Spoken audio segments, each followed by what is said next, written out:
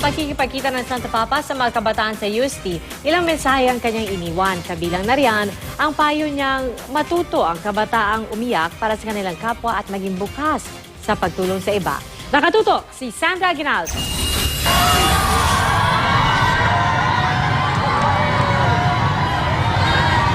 Pasado alas 9 ng umaga, dumating sa University of Santo Tomas si Pope Francis para sa kanyang maikling pakikipagkita sa mga lider ng iba't ibang relihiyon at maging academicians. Naganap ito sa makasaysayang Arch of the Centuries ng UST.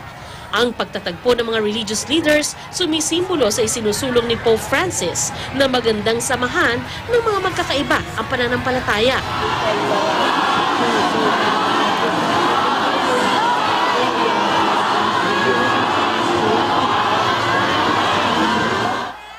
Nasundan ito ng motorcade sa paligid ng campus.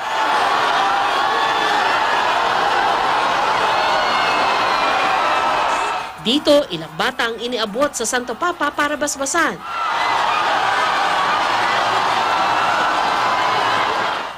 Tumuloy ang Pope Mobile sa UST Grandstand kung saan naman nagtipon ang hindi bababa sa 24,000 kabataan. Sa meeting with the youth, nagsalita ang batang si Glyzel Palomar, isang dating batang lansangan sa harap ng Santo Papa. Sa kanyang murang edad, tila ba napakabigat ng pinagdadaanan nito. Marami na po ang mga batang pinabayaan ng kanilang mga magulang. Marami sa kanila ang naging biktima at masama ang nangyari sa kanila, tulad ng droga o prostitution. Bakit po pumapayag ang Diyos na may ganitong nangyayari?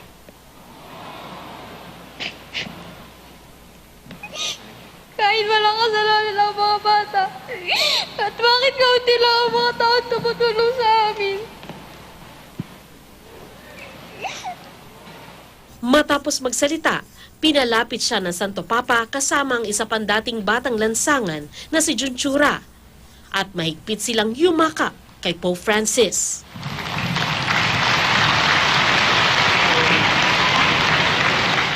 Nang magbigay ang Santo Papa ng mensahe sa kabataan, binanggit niya ang anyay napakahirap na tanong ni Glyzel. Que no tiene respuesta. Look out for this fact today.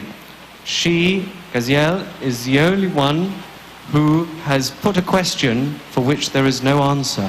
The great question of why so many children suffer, she did this crying. And the response that we can make today is, Es aprender a llorar. let us learn, really learn how to weep.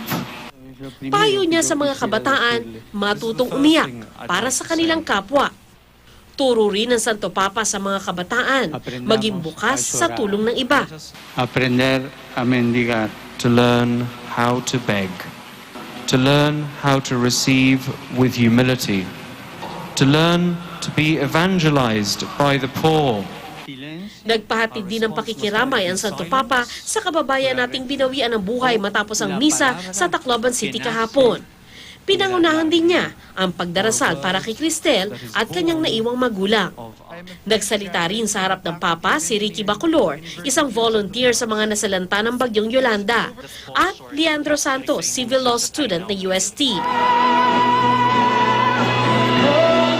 Sa pagtatapos ng meeting with the youth, todo bigay sa pagkanta ang mga kabataan para sa kanilang one and only Lolo Kiko.